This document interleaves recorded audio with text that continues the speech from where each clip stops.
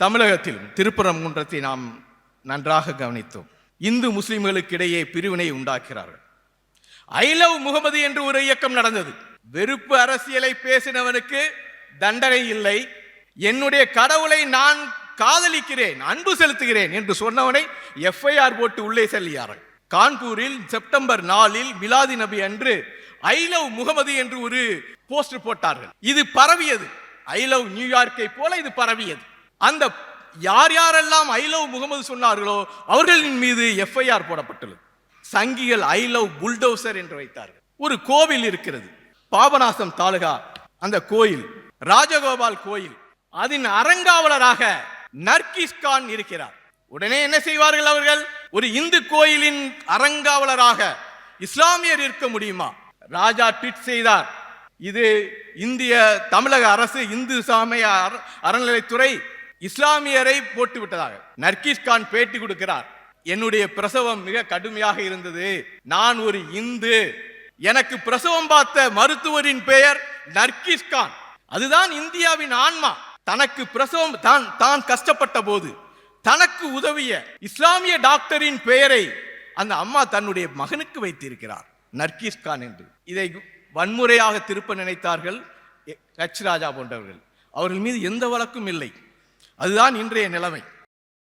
வெறுப்பின் கொற்றம் வீழ்க, அன்பே அறமென எழுக இந்த முழக்கத்தோடு நடந்து கொண்டிருக்கும் இந்த 16வது மாநாடு அதன் அத்தனை நோக்கங்களிலும் வெல்ல தமிழ்நாடு கலை இலக்கிய பெருமன்றத்தின் சார்பாக புரட்சிகரமான வாழ்த்துக்களை தெரிவித்துக் கொள்கின்றேன். இந்த மண்ணில் இங்கு நிற்கும் போது தோழர் மதுக்கூர் ராமலிங்கம் அவர்கள் சொன்னார், வர்க்க போராட்டத்தோடு ஜாதி போராட்டத்தையும் இணைத்து நடத்தினோம் என்று. அதோடு பண்பாட்டு போராட்டத்தையும், அவர் சொன்ன அந்த சேலை, முழங்காலுக்கு மேல் இருந்த சேலை எவ்வாறு கணுக்காலுக்கு வந்தது, அது ஒரு பண்பாட்டு போராட்டம், அதையும் இணைத்து நடத்திய மண் இது. தோழர் BSR பி சீனிவாசராவ் பண்ணை அடிமையை சமூகத்தில் 5 பிரி சாட்டையால் கற்களை இணைத்து சதையை பீக்கும்படி அடித்த பண்ணை முதலாளிகளுக்கு எதிராக நிராயுத பாணிகளாக இருந்த தோழர்கள் எல்லாம் இணைத்து போராடியவர். அவரோடு இணையாக பயணித்த மணலூர் மணியம்மை, இன்னும் வாட்டாக்குடி ரணியன், ஜாம்பவனோடை சிவராமன், ஆம்பலாப்பட்டு ஆறுமுகம் போன்ற எண்ணற்ற தோழர்கள் இன்னும் 20 நாட்களில் கீழ்வெண்மணி தினம் கொண்டாட இருக்கின்றோம். மிக கொடூரமாக கூலி உயர்வுக்காக கூடிய போது கொளுத்தப்பட்ட அந்த தியாகிகள், இதையெல்லாம் நமக்கு யோசனை வரும்போது தமிழ் ஒலியின் சிறுகதைகளும் ஞாபகம் வருகின்றது. தஞ்சை மண்ணில் 2 மரக்கால் என்ற சிறுகதை எழுதியிருக்கிறார். தஞ்சை மண்ணை மையமாக வைத்து தான் விளைவித்த வயலில் இருந்து தன்னுடைய பசிக்காக 2 மரக்கால் நெல்லை அறுத்த ஒரு விவசாய கூலியை பண்ணையால் புளியம்பட்டி மிராசுதார் என்ன செய்தார் என்று எழுதியிருக்கிறார். பட்டினிச்சாவு என்ற ஒரு கதை வரும். இங்கு ரயில்வே ஸ்டேஷனில் பட்டினியால் 3 குழந்தைகள் சாவதும், அந்த பயணி பார்த்து கொண்டே சென்னை செல்வதும், இந்த குழந்தைகளின் தந்தை ஒரு சின்ன மூட்டையில் அரிசி வைத்திருந்தான் என்பதற்காக கடத்தல்காரனாக குற்றம் சாட்டப்பட்டு மரணமடைந்ததும் அந்த பட்டினி சாவில் வரும். கேரள காம்ரேட் வந்திருந்தார். தற்போது மிகப்பெரிய சாதனையை அவர்கள் செய்திருக்கிறார்கள். தீவிர வறுமை ஒழிப்பில் முதல் மாநிலமாக கேரளா வந்திருக்கிறது. தீவிர வறுமை ஒழிப்பு என்றால் என்ன? ஒருவரும் பட்டினியோடு இருக்கவில்லை, அதுதான் தீவிர வறுமை ஒழிப்பு. இந்தியா முழுவதும் எத்தனையோ மாடல்கள் இருக்கின்றது. காந்தியின் மாடல் இருக்கிறது, இந்துத்துவா மாடல் இருக்கிறது, சமூக நீதி பேசக்கூடிய திராவிட மாடல் இருக்கிறது. ஆனால் இடதுசாரி மாடல் மட்டுமே ஒருவரும் பட்டினி இல்லாமல் அனைவருக்கும் உணவு அளித்தது. அது மட்டுமல்ல, அனைவருக்கும் மின்சாரம் வழங்கியது, அனைவரையும் கல்வி கற்க வைத்தது. அந்த தோழர்களுக்கு என்னுடைய வாழ்த்துக்களை தெரிவித்துக் கொள்கின்றேன் இந்த மாநாட்டின் மூலமாக. அருமையான தலைப்பு. இதே தலைப்பில் தான் தமிழ்நாடு கலை இலக்கிய பெருமன்றத்தின் மாநில மாநாடு 3 ஆண்டுகளுக்கு முன்பாக நடைபெற்றது. பன்மை பூக்கும் மண்ணில் வன்மமில்லா வாழ்வு. பிரளயன் இருக்கிறார். இப்டாவின் ஒரு முழக்கமும் அன்பில் அதனை அறம் என்ற முழக்கம். எவ்வளவு நாள் தான் இந்த வெறுப்பு அரசியலுக்கு எதிராக நாம் களமாடுவது என்றே தெரியவில்லை. வெறுப்பு அரசியல் இன்று உச்சகட்டத்தில் இருக்கிறது. 1-2 நிகழ்வுகள். இந்திய அரசு 150வது ஆண்டுகளை கொண்டாட இருக்கிறது. ஒன்று, சர்தார் வல்லபாய் படேல் அவர்கள் கொண்டாடுவார்கள். அவர்கள் கொண்டாடும் ஒவ்வொன்றையும் நாம் துருவி துருவி பார்க்க வேண்டும். கேரள காம்ரேட் சொன்னாரே, வார்த்தைகளுக்குள் தேட வேண்டும். வந்தே மாதரத்தின் 150வது ஆண்டு தினம் நவம்பர் 7 அன்று நாமெல்லாம் 108வது நவம்பர் புரட்சியை கொண்டாடி கொண்டிருந்த போது பிரதமர் 150வது வந்தே மாதரம் இயற்றிய நாளை கொண்டாடினார். வந்தே மாதரத்தில் நமக்கும் ஆட்சேபனை இல்லை. ஆனால் அவர்கள் கொண்டாடுகிறார்கள் என்றால் அதில் ஏதோ சிக்கல் இருக்கிறது என்ற அர்த்தம். வந்தே மாதரத்தில் 6 பத்திகள் உண்டு. 2 பத்திகள் மட்டும்தான் பொதுவாக இருக்கும்.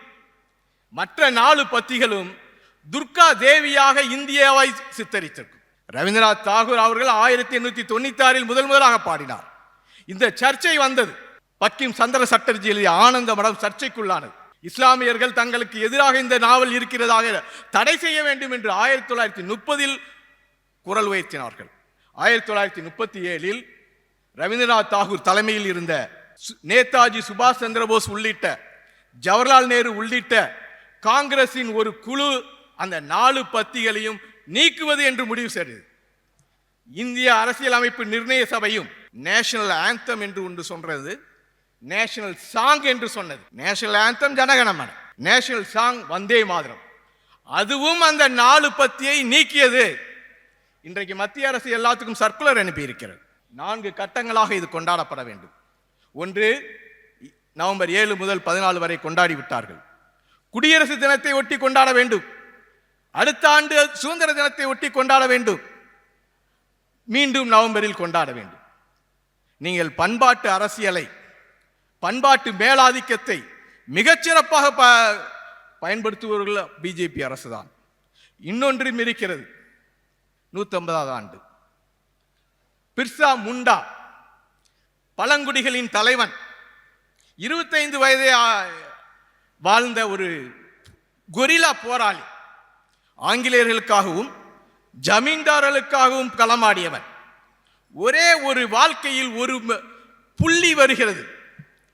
ஜெர்மன் மிஷன் நடத்திய பள்ளிக்கூடத்தில் படித்ததால் அங்கு கிறிஸ்துவ மதமாற்றம் முயற்சி நடந்ததாக அவன் வெளியேறிவிட்டதாக ஒரு தகவல் இருக்கிறது. இது போதாதா சங்கிகளுக்கு? பிர்சா முண்டாவை கொண்டாடுகிறார்கள். சமீபத்தில் மத்திய பிரதேசத்தில் இந்தர் சிங் என்ற உயர்கல்வித்துறை அமைச்சர் ராஜாராம் மோகன் ராயை பிரிட்டிஷ் ஏஜென்ட் என்று சொல்கிறார். ராஜாராம் மோகன் ராய் மீது அவர்களுக்கு ஏன் கோபம் வருகிறது? விதவை மறுமணம் ஆதரித்தவர், சாதி மதம் கடந்து ஒரு பக்தியை வலியுறுத்தியவர். அவரை ஒரு போலி சமூக சீர்திருத்தவாதி என்கிறார்கள். இந்தியாவின் நவீன மறுமலர்ச்சியின் தந்தை என்று நாம் சொல்கிறோம். ஆனால் அவர்கள் அதைத்தான் சொல்கிறார்கள். அங்கு மட்டுமல்ல, இப்போது தமிழகத்தில் திருப்பரங்குன்றத்தை நாம் நன்றாக கவனித்தோம். இந்து முஸ்லிம்களுக்கு இடையே பிரிவினை உண்டாக்குகிறார்கள். ஐ லவ் முகமது என்று ஒரு இயக்கம் நடந்தது. வெறுப்பு அரசியலை பேசினவனுக்கு தண்டனை இல்லை, என்னுடைய கடவுளை நான் காதலிக்கிறேன், அன்பு செலுத்துகிறேன் என்று சொன்னவனை எஃப்ஐஆர் போட்டு உள்ளே செல்கிறார்கள். கான்பூரில் செப்டம்பர் 4 மிலாதி நபி அன்று ஐ லவ் முகமது என்று ஒரு போஸ்டர் போட்டார்கள். இது பரவியது. ஐ லவ் நியூயார்க்கை போல இது பரவியது. அந்த யார் யாரெல்லாம் ஐ லவ் முகமது சொன்னார்களோ அவர்களின் மீது எஃப்ஐஆர் போடப்பட்டுள்ளது. சங்கிகள் ஐ லவ் புல்டோசர் என்று வைத்தார்கள். இதெல்லாம் நாம் கவனிக்க வேண்டும். ஆனால் இந்திய சமூகம் இப்படித்தான் இருக்கிறதா? இல்லை. கும்பகோணத்தில் ஒரு கோவில் இருக்கிறது, பாபநாசம் தாலுகா. அந்த கோயில் ராஜகோபால் கோயில். அதன் அறங்காவலராக நர்கிஸ் கான் இருக்கிறார். உடனே என்ன செய்வார்கள் அவர்கள்? ஒரு இந்து கோயிலின் அறங்காவலராக இஸ்லாமியர் இருக்க முடியுமா? ராஜா ட்வீட் செய்தார், இது இந்திய தமிழக அரசு இந்து சமய அறநிலைத்துறை இஸ்லாமியரை போட்டு விட்டதாக. நர்கிஸ் கான் பேட்டி கொடுக்கிறார், என்னுடைய பிரசவம் மிக கடுமையாக இருந்தது, நான் ஒரு இந்து, எனக்கு பிரசவம் பார்த்த மருத்துவரின் பெயர் நர்கிஸ் கான். அதுதான் இந்தியாவின் ஆன்மா. தனக்கு பிரசவம் தான் கஷ்டப்பட்ட போது தனக்கு உதவிய இஸ்லாமிய டாக்டரின் பெயரை அந்த அம்மா தன்னுடைய மகனுக்கு வைத்திருக்கிறார், நர்கிஸ் கான் என்று. இதை வன்முறையாக திருப்ப நினைத்தார்கள் எச் ராஜா போன்றவர்கள். அவர்கள் மீது எந்த வழக்கும் இல்லை. அதுதான் இன்றைய நிலைமை. இதற்கெல்லாம் எதிராக நாம் என்ன செய்ய வேண்டும்? அன்பே அரமண முழங்கு என எழுக என நாம் முழக்க வைத்திருக்கிறோம். வள்ளுவரும் அதைத்தான் சொல்கிறார். அன்பின் வலியது உயிர்நிலை, அஃதில்லாருக்கு என்பதோல் போர்த்த உடம்பு. நாங்கள் ஒருவரை இறந்து விட்டார் என்று சொன்னால் நாடி துடிப்பை பார்ப்போம், இருதய துடிப்பை பார்ப்போம், மூச்சு வருகிறதா என்று பார்ப்போம். வள்ளுவர் எதை பார்க்கிறார்? ஒருவனிடம் அன்பு இல்லை என்றால் அவன் செத்த பிணத்திற்கு சமம் என்கிறார். அதுதான் வள்ளுவத்தின் வீச்சு, அதுதான் நம்முடைய அறிவு பாரம்பரியம். நீங்கள் திருமூலரை எடுத்துக்கொள்ளலாம். அன்பு சிவம் இரண்டென்பர் அறிவிலார், அன்பே சிவமாவது யாரும் அறிகிறார். அன்பே சிவமான யாரும் அறிந்த பின் அன்பே சிவமாய் அமர்ந்திருந்தாரேன் கேள்வி வைக்கிறார். இதுதான் நம்மளுடைய தமிழ் பாரம்பரியம். திருமூலர் இன்னொரு கேள்வியும் வைக்கிறார். எல்லோரும் தேன் சாப்பிட்டு இருப்பீர்கள், தேன் இனிக்கும், அதன் நிறம் என்ன என்று கேட்கிறார். அது கருப்பா சிவப்பா என்றார். தேன் இனிக்கும், ஆனால் அது கருப்பா சிவப்பா என எப்படி கண்டுபிடிப்பது? வானில் ஈசனை தேடும் மதியிலீர், வானத்துக்குள் சிவனை தேடாதீர்கள். தேனுக்குள் இன்பம் செறிந்திருந்தார் போல் ஊனுக்குள் ஒளிந்திருந்தான் ஈசன். எல்லா உடம்புக்குள்ளும் ஈசன் தான் இருக்கின்றான். நீங்கள் சிவபக்தர்களாக இருந்தால் ஜெய் ஸ்ரீராம் என சொல்லுவதற்கு மறுத்த, இல்ல சொல்ல பயந்த, இல்ல சொல்லிய இஸ்லாமியர்களை கொன்றீர்களே, நீங்கள் ஈசனைத்தான் கொன்றீர்களா? இந்த அறிவு பாரம்பரியம் நமக்கு வருகிறது. வள்ளலாரிடம் காணலாம். எத்துணையும் பேதம் வராது, எவ்வுயிரும் தம்முயிர் போல் உள்ளே ஒத்துடைமை உடையவராய் யாவர் உள்ளம்தான் நான் வழிபடும் சுத்த சிவ உருவாய் எம்பெருமான் நடமுறியும் இடமென தெரிந்தேன் நான். வள்ளலார். இப்படி நம்மளுடைய அறிவு பாரம்பரியம் எல்லாம் பிரிவினையை வலியுறுத்தவில்லை. ஆனால் இவர்கள் என்ன செய்கிறார்கள்? பாரதி ஒரு கதை எழுதியிருப்பார். ராஜபுத்திரத்து இளவரசி துளசி பாயி சரித்திரம். துளசி பாய் என்றுதான் போட்டிருக்க வேண்டும், அவன் ஈ சேர்த்திருப்பான். இது அக்பரை புகழ்வதற்காக எழுதப்பட்ட கதை. 300 ஆண்டுகளுக்கு முன்பாகவே உடன்கட்டை ஏறுவதை தடை செய்தவன் அக்பர். அவனுடைய இளவரசன் தான் அப்பஸ்கான். அவன் ஒரு ராஜபுத்திரத்து பெண்ணை காதலிக்கிறான். அவள் வேறு ஒரு திருமணம் செய்து கொள்கிறாள். அந்த கணவன் இறந்து விடுகிறான். உடன்கட்டை ஏறும்போது அவளை காப்பாற்றி கொண்டு வருகிறான். அந்த கதையும் நீங்கள் வாசிக்க வேண்டும். இப்படி நம்மளுடைய பாரம்பரியம் எல்லாம் பொதுவான பாரம்பரியம் தான். நாம் சொல்கிறோம் உழைக்கும் மக்களின் பண்பாடு தான், உழைக்கும் மக்களின் கலை இலக்கிய வடிவங்கள் தான் நம்முடைய கலை இலக்கிய வடிவங்கள் என்று. காசியப்பன் தீர்க்கதிரின் ஆசிரியராக இருந்தார். அவர் ஒரு தகவல் பற்றி இருக்கிறார். நீங்கள் காந்தியினுடைய பாடல் ரகுபதி ராகவ ராஜாராம் பதீத பாவன சீதாராம். பதீத பாவனை என்றால் ஆதரவற்றெல்லாம் ஆதரவில்லாதவர்களுக்கெல்லாம் தலைவனை. அதுக்கு அடுத்த வரி ஈஸ்வர அல்லா தேரே நாம் சபக்கோ சண்பதி தேபகவான். இந்த வரி முதலில் பாடப்பட்ட பாடலில் இல்லை. தண்டி யாத்திரை போகும்போது சூரத்தில் துறைமுக தொழிலாளர்கள் கொடுத்த வரி, தொழிலாளர்கள் கொடுத்ததுதான் ஒரு முற்போக்கான ஒரு வரியாக இருக்கிறது. ஈஸ்வரனா என்ன, அல்லானா என்ன, எல்லாம் ஒண்ணுதாயா. அவர்கள் குடியிருக்கிறார்கள். சூரத்தில் தான் ஆங்கிலேயர்கள் முதலில் வந்தார்கள். அப்போது குடியிருந்த போது இந்துக்களும் குடியிருக்கிறார்கள், இஸ்லாமியர்களும் குடியிருக்கிறார்கள், கிறிஸ்தவர்களும் குடியிருக்கிறார்கள், பார்சிகளும் குடியிருக்கிறார்கள், சீக்கியர்களும் குடியிருக்கிறார்கள். ஆனால் இவர்கள் வாழ்க்கை எந்த விதத்திலும் மாறவில்லை. அப்போதுதான் அந்த வரி பிறக்கிறது. ஈஸ்வரன் என்றால் என்ன, அல்லாஹ் என்றால் என்ன, எல்லாம் ஒன்றுதானடா அப்படி என்ற வரி. இது மட்டுமல்ல, இப்போது மத்திய பிரதேசத்தில் சத்திய நாராயண பூஜா என்று ஒன்று பௌர்ணமிக்கு நடக்க வேண்டும் என்று ஒரு உத்தரவு போட்டிருக்கிறது நமது பீகார் அரசு. பீகாரில் இப்போது தேர்ந்தெடுக்கப்பட்ட அரசு சத்திய நாராயண பூஜா. அது என்ன பூஜை? பரலோகத்தில் இருந்து நாரதர் வந்தாராம், பூலோகத்தில் மனிதர்கள் சிரமப்படுகிறார்கள் என்று விஷ்ணுவிடம் போய் சென்றாராம். விஷ்ணு சொன்னாராம், பௌர்ணமி அன்று நீங்கள் சத்திய நாராயண பூஜை நடந்தால் உங்களுடைய துன்பங்கள் எல்லாம் போகும் என்று. அதையெல்லாம் இன்று எடுக்கிறார்கள். புதிதாக சமய சடங்குகளை இன்று ஒவ்வொன்றாக கொண்டு வருகிறார்கள். ஒரு பக்கம் இஸ்லாமியர்களை எதிர்க்கிறார்கள், ஒரு பக்கம் இந்து மத சடங்குகளை ஒவ்வொன்றாக புதுசாக கொண்டு வருகிறார்கள், ஒரு பக்கம் வரலாற்றை மறுக்கிறார்கள், கீழடியை மறுக்கிறார்கள். நீங்கள் ஒரு பக்கம் பார்த்தால் சமஸ்கிருதத்துக்கு 2500 கோடி ஒதுக்கிறார்கள், தமிழ் மொழி உள்ளிட்ட அனைத்து மொழிகளுக்கும் 147 கோடி ஒதுக்கிறார்கள். இது மட்டுமல்ல நண்பர்களே, இன்னும் இருக்கிறது. அவர்கள் சமீபத்தில் ஷரம் சக்தி நிதி என்று ஒன்று வெளியிடப்பட்டுள்ளது, தொழிலாளர் நல சட்டங்கள். அதில் சொல்கிறார்கள், தர்மா, ராஜ தர்மா, நாரத ஸ்மிருதி, யாஜவால்கிய ஸ்மிருதி, அர்த்த சாஸ்திரம், இதையெல்லாம் நாமும் படிக்க வேண்டும். இவர்கள் புராணங்களை கையில் எடுத்துக்கிறார்கள். அகத்தியரை வைத்திருக்கிறார்கள். அகத்தியர் தான் தமிழ் மொழியை சொன்னவர் என்று சொல்கிறார்கள். காசி தமிழ் சங்கத்தில் அகத்தியருக்காக ஒரு செஷன் வச்சிருக்கிறார்கள். அப்போது நாமும் இந்த புராணங்களை எல்லாம் படிக்க வேண்டும். இந்த புராணங்களை மீள்வாசிப்பு செய்வது பாரதி தொடக்கி வைத்திருக்கிறார். நீங்கள் எல்லாம் குதிரை கொம்பு என்ற கதையை படிக்க வேண்டும். மாடுகளுக்கு கொம்பு இருக்கிறது, குதிரைகளுக்கு ஏன் கொம்பு இல்லை என்று கேட்டு ஒரு சிறுகதை எழுதியிருக்கிறான். அதில் ராமனும் லட்சுமணனும் வில்லன்கள், ராவணன் கதாநாயகன், சூர்பனகை. நீங்க அந்த ராமாயண கதை படித்தீர்களானால், ஒரு பெண்ணான சூர்பனகை ராமனிடம் காதலை தெரிவிக்கிறார். ராமன் நிராகரிக்கிறான். லட்சுமணனிடம் சொல்கிறாள். லட்சுமணன் இவருடைய மூக்கையும் காதையும் நறுக்குகிறான். இதற்காக பாரதி என்ன செய்கிறான்? இந்த கதையில் ராமன் சூர்பனகையை காதலிக்கிறான், ராமனை விரட்டி விட்டுகிறாள். லட்சுமணன் திருப்பி வருகிறான். லட்சுமணன் சூர்பனகையை காதலிக்கிறான் சொல்றான். அவனுடைய கட்டை விரலையும் மூக்கையும் சூர்பனகை அறுக்கிறான். நாமும் புராணங்களை மீள்வாசிப்பு செய்து மீண்டும் எழுதுகிறோம். சாப விமோச்சனம், புதுமைப்பித்தனுடைய கதை. அதிலும் இந்த மாதிரியான ஒரு அகலியினுடைய கதை. கு அழகர்சாமியினுடைய திரிபுரம், சிவபெருமான் 3 அரக்கர்களையும் எரித்த கதை.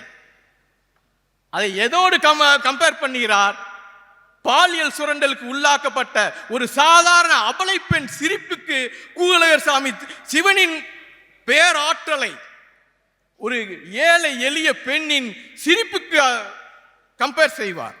தரிசனம் கதையும் நீங்கள் படிக்கலாம். அதோடு ஒரு கதை எழுதியிருக்கிறார் புதுமை பித்தன், கவுந்தனும் காமனும். கவுந்தன் என்பவன் ராமாயணத்தில் வரக்கூடிய ஒரு அரக்கன். அவனுக்கு கால்கள் கிடையாது, நீண்ட கைகள் உண்டு, தலைகள் கிடையாது, வயிறு மட்டும் இருக்கும், வயிற்றில் ஒரு வாய் இருக்கும். காடு வெளியே போறவர்கள் எல்லாம் பிடித்து பிடித்து தின்பான். இதை யாருக்கு கம்பேர் செய்கிறார் புதுமை பித்தன்? சென்னை நகரத்தில் பாலியல் தொழிலில் ஈடுபட்டிருக்கும் ஒரு பெண்ணோடு கம்பேர் பண்ணுகிறார்.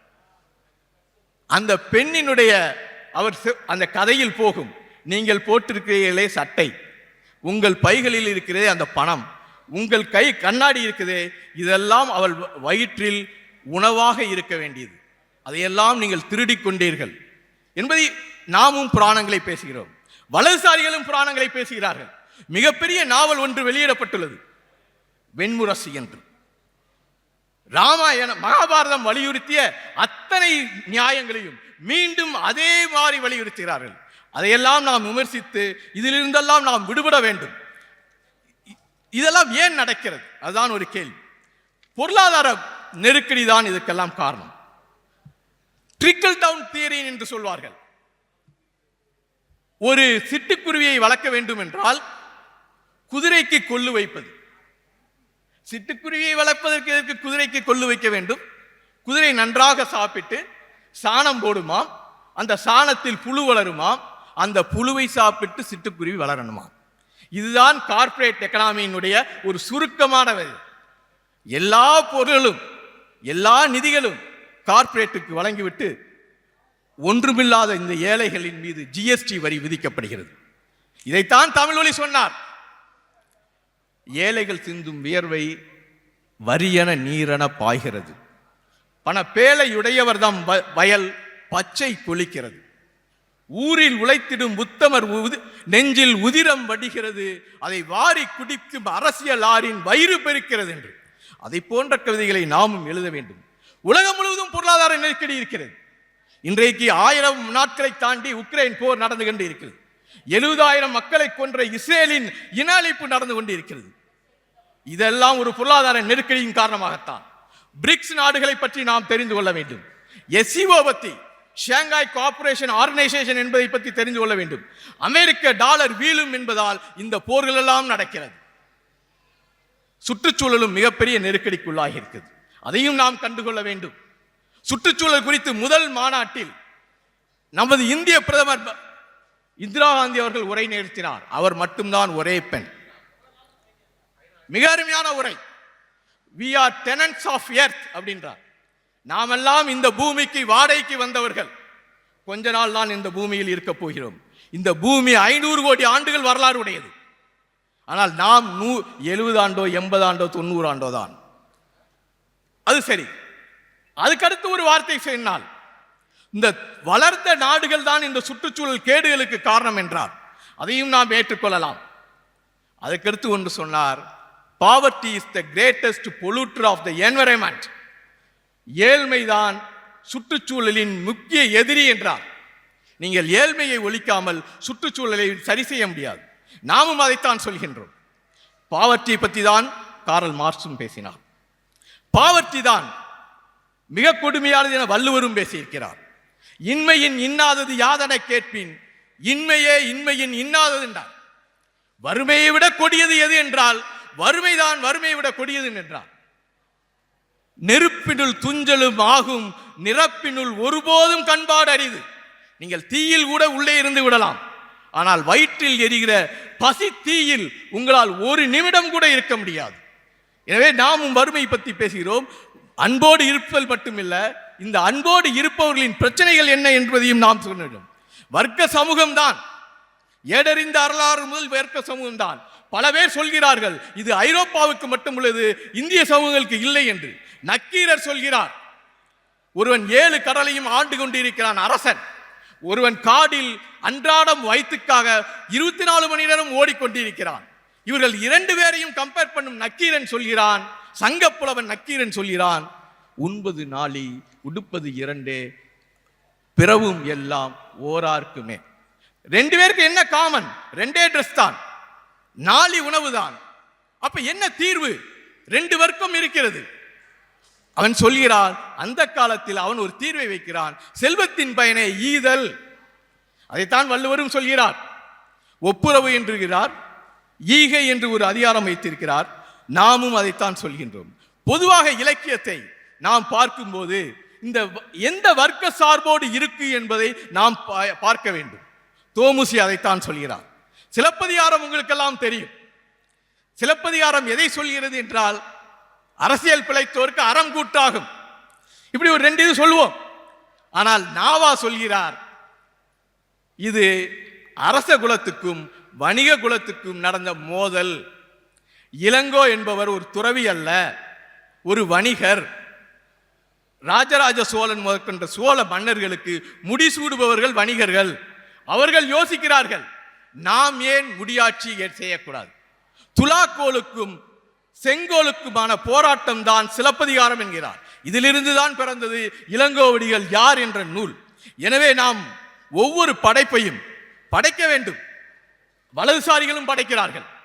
கேரள ஸ்டோரி வருகிறது, காஷ்மீர் ஃபைல்ஸ் வருகிறது, சாதியை வலியுறுத்தும் படங்கள் வருகின்றன.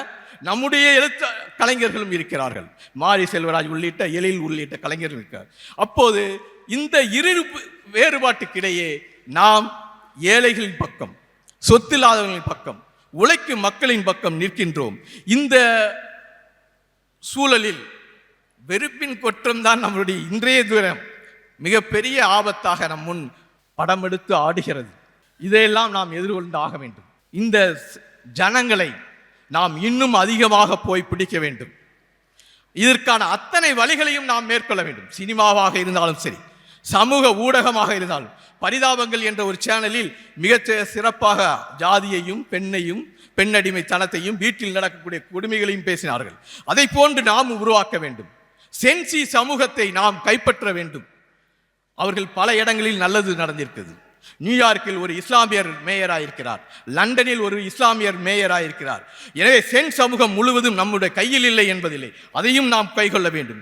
இந்த சித்தாந்த போராட்டத்தோடு நம்முடைய இன்றைய வெறுப்பின் குற்றத்தையும் ஒழிக்க வேண்டும். வள்ளலாரின் வார்த்தைகளோடு பாரதியினுடைய வார்த்தைகளோடு இந்த உரையை நிறைவு செய்யலாம் என்று நினைக்கின்றேன். கருணையில்லா ஆட்சி கடிந்து ஒழிக அப்படின்னார். வள்ளலார் அன்புமயமானவர். அவர் சொல்கிறார், கருணை இல்லாத ஆட்சி கடிந்து ஒழிக. பாரதியிடம் போனால், நல்லறம் நாடிய மன்னரை வாழ்த்தி நயம்புரிவாள் எங்கள் தாய், அவர் அல்லவர் ஆயின் அவரை விழுங்கிய பின் ஆனந்த கூத்திடுவாள். இந்திய தாயை பாரதி ஒரு தீர்க்க தரிசனமாக இவ்வாறு ஒரு அனுமானித்திருக்கிறார். பாரதி தீர்மானித்த அத்தனையும் ஒவ்வொன்றாக நடந்து கொண்டு வருகின்றது. இதுவும் நடக்கும் என்ற நாம் விரும்புகின்றோம். எனவே தோழர்களே, நம்பிக்கை வைத்து நெம்புகோல் எடுத்து நாம் நடக்க வேண்டும்.